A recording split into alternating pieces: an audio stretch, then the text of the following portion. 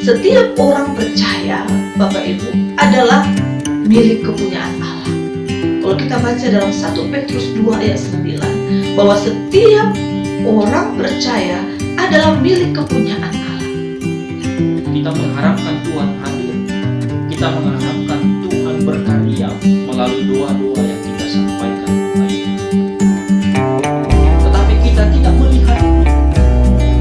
Tapi kita jangan salah bahwa sesungguhnya Tuhan bekerja, berkarya dengan cara-cara yang kita tidak sadari dan tidak kita mengerti. Dan itu adalah sebuah kepastian yang harus kita imani dalam kehidupan religius.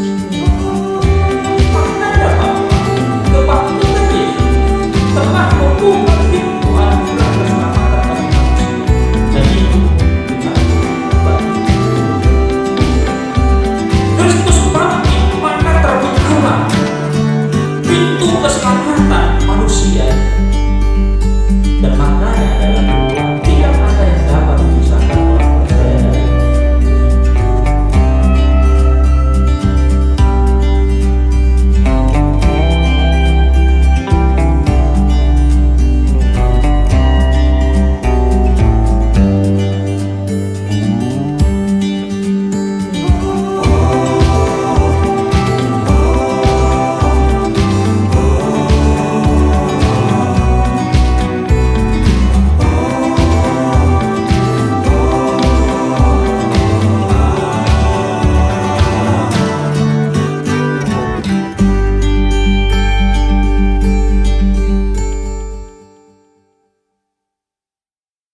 Bapak Ibu yang diberkati Tuhan, doa kami semua bahwa Bapak Ibu semuanya dalam keadaan sehat sukacita tanpa kurang suatu apapun.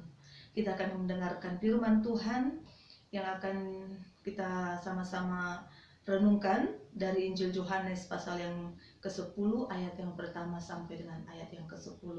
Sebelum kita mendengarkannya, Bapak Ibu, mari kita bersatu dalam doa. Terima kasih Allah Bapa yang Maha Besar, Bapa yang Maha Mulia. Engkau memberkati kami ya Tuhan sepanjang minggu yang sudah berlalu. Kami bersyukur untuk penyertaan-Mu bagi kami. Hari ini Tuhan kami kembali akan mendengarkan kebenaran firman Tuhan yang akan meneguhkan dan menguatkan kami dalam menjalani hari-hari yang masih Tuhan akan berikan bagi kami. Karena itu Tuhan, terangi hati dan pikiran kami. Tolong kami supaya ketika kami mendengarkan firman Tuhan, kami beroleh kekuatan baru, damai dan sejahtera. Terima kasih Bapa, terpujilah Tuhan. Berfirmanlah, kami siap mendengarkannya. Di dalam nama Tuhan Yesus kami sudah berdoa. Amin. Bapak Ibu, mari kita membuka kitab kita, Yohanes pasal yang ke-10 ayat yang pertama sampai dengan ayat yang ke-10. Saya akan membaca untuk kita semua. Demikianlah firman Tuhan. Gembala yang baik, aku berkata kepadamu, sesungguhnya siapa yang masuk ke dalam kandang domba dengan tidak melalui pintu, tetapi dengan memanjat tembok, ia adalah seorang pencuri dan seorang perampok. Tetapi siapa yang masuk melalui pintu, ia adalah gembala domba. Untuk dia penjaga membuka pintu dan domba-domba mendengarkan suaranya. Dan ia memanggil domba-dombanya masing-masing menurut namanya dan menuntunnya keluar. Jika semua dombanya telah dibawanya keluar, ia berjalan di depan mereka, dan domba-domba itu mengikuti dia, karena mereka mengenal suaranya. Tetapi seorang asing pasti tidak mereka ikuti, malah mereka lari daripadanya, karena suara orang-orang asing tidak mereka kenal. Itulah yang dikatakan Yesus dalam perumpamaan kepada mereka. Tetapi mereka tidak mengerti apa maksudnya itu. Ia berkata demikian kepada mereka. Maka kata Yesus sekali lagi, aku berkata kepadamu, sesungguhnya akulah pintu ke domba-domba itu. Semua orang yang datang sebelum aku adalah pencuri dan perampok, dan domba-domba tidak mendengarkan mereka. Akulah pintu. Barang siapa masuk melalui aku, ia akan selamat. Dan ia akan masuk dan keluar dan menemukan padang rumput. Pencuri datang hanya untuk mencuri dan membunuh, membinasakan. Aku datang supaya mereka mempunyai hidup dan mempunyainya dalam segala kelimpahan. Amin. Demikian firman Tuhan. Jemaat yang diberkati Tuhan Yesus Kristus, tema kita pada minggu ini adalah Yesus adalah pintu. Seorang yang bernama Sir George Adam Smith, seorang ahli perjanjian lama, bahwa suatu kali dia mengunjungi tanah suci. Di tanah suci ia melihat seorang gembala dan dombanya berdiri di depan benteng. Tidak ada pintu terlihat di sana. Di situ yang tampak hanyalah sebuah lubang sebesar tubuh manusia. Smith kemudian bertanya kepada gembala tersebut, "Mengapa di sana tidak ada pintu?" Gembala itu menjawab, "Sayalah pintu masuknya. Saya berdiri di lubang itu, dan domba lewat di bawah saya memasuki benteng. Apabila mereka semua sudah berada di dalam dengan aman, maka saya akan berbaring melintang pada lubang itu. Tidak akan ada pencuri yang masuk, dan juga tidak ada domba yang bisa keluar, kecuali melewati tubuh saya. Sayalah jalan masuknya." Bapak Ibu yang diberkati Tuhan, gembala pada masa bangsa Israel berbeda, sangat berbeda, kontras sekali perbedaannya dengan gembala pada masa kini. Jikalau kita melihat gembala atau peternak pada masa kini, Bapak Ibu, bahwa setiap orang yang beternak, dia akan memiliki lokasi yang tetap.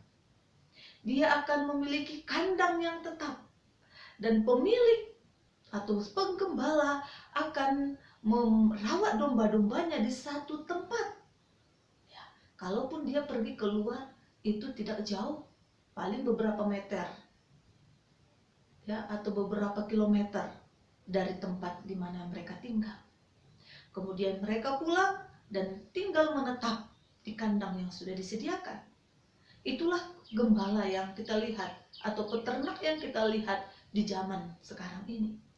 Tetapi pada masa itu, pada masa bangsa Israel, Bapak Ibu, kita melihat bahwa gembala pada waktu itu mereka menggembalakan domba-dombanya atau ternaknya ke padang, ya. Mereka akan mencari makanan dari satu tempat ke tempat yang lain. Mereka akan mencari tempat di mana ada banyak rumput. Mereka bisa pergi berhari-hari, mereka bisa keluar berbulan-bulan. Lalu pertanyaannya, bagaimana ketika malam tiba? Di mana mereka akan beristirahat? Di mana mereka akan tidur? Domba-domba pun perlu tidur. Domba-domba pun perlu beristirahat dengan aman. Lalu Bapak Ibu yang dikasihi Tuhan, tentu di sana tidak akan ada kandang. Tidak akan ada kandang domba. Tetapi mereka akan mencari gua. Dan di dalam gua, Bapak Ibu yang diberkati Tuhan, rupanya di sana tidak ada tentu pintu yang besar. Hanya ada satu jalan masuk, yaitu lubang yang kecil. Sehingga seluruh domba-domba akan masuk ke dalam gua itu. Dengan si gembala menjadi penuntun. Si gembala yang akan mempersilahkan masuk. Si gembala yang akan berdiri di depan lubang itu, kemudian gembala akan mempersilahkan domba-dombanya masuk di bawahnya. Bapak Ibu yang dikasihi Tuhan, inilah konteks dari penggembala pada zaman Israel pada saat itu. Seorang gembala, Bapak Ibu yang dikasihi Tuhan, akan membawa domba-dombanya ke tempat di mana ada banyak makanan. Di rumput yang hijau. Ya, mencari air yang baik, air yang tenang. Kita bisa melihat bagaimana gambaran gembala yang yang pemazmur katakan dalam Mazmur 23. Biasanya Bapak Ibu, semua domba-domba akan menurut kepada si gembala. Mereka mempercayakan dirinya kemana saja gembala membawa. Mereka mempercayakan dirinya. Mereka tahu bahwa penggembala itu akan membawa mereka ke tempat yang aman, ke tempat yang baik. Mereka percaya bahwa si gembala akan memastikan semua domba-dombanya selamat. Bahkan mengorbankan dirinya sekalipun gembala akan melakukannya.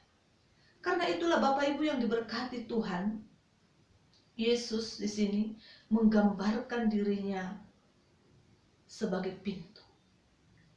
Setiap orang percaya, Bapak Ibu, adalah milik kepunyaan Allah.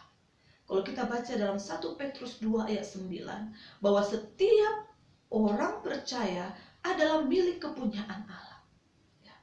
Sebagai milik kepunyaannya, tentu si empunya kita akan menjaga, melindungi, dan merawat miliknya dengan baik.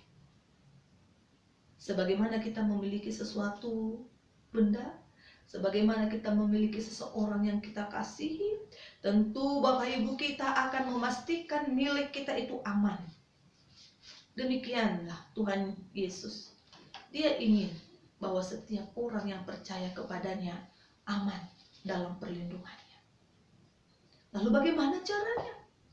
Yesus katakan Bapak Ibu bahwa dia adalah pintu masuk ke dalam keamanan, ke dalam keselamatan, ke dalam ketentraman. Sang gembala sangat menyadari Bapak Ibu bahwa di padang belantara itu banyak sekali mara bahaya, ancaman kecelakaan. Penggembala sadar betul bagaimana hewan buas bisa saja menerkam domba-dombanya, atau bahkan jurang bisa saja mengancam perjalanan mereka. Karena itu dia mau semua domba-dombanya mendengarkan dia, mendengarkan suaranya, mengikuti langkahnya, supaya mereka aman, selamat dalam perjalanan. Ada banyak pencuri yang ingin mencuri mereka. Ada banyak pencuri-pencuri yang ingin memiliki mereka dan membawa mereka kepada kecelakaan. Karena itulah Bapak Ibu yang dikasihi Tuhan, gembala ingin memastikan bahwa seluruh domba-dombanya itu ada di dalam tuntunannya, ada dalam penjagaannya. Kemudian ketika malam mereka beristirahat, mereka mencari tempat yang aman. Gua adalah tempat yang aman dari hujan, dari dingin, dan gembala akan membawa mereka ke sana. Esok harinya kemudian mereka akan mengulangi petualangan yang sama. Seluruh domba-domba percaya kepada Tuhan. Hal yang serupa pun terjadi dalam kehidupan orang percaya kepunyaan Allah. Dunia di mana umatnya tinggal, di mana kita tinggal pun penuh dengan mara bahaya, penuh dengan ancaman, penuh dengan niat jahat si jahat yang ingin mencuri setiap orang percaya dari gembala aku.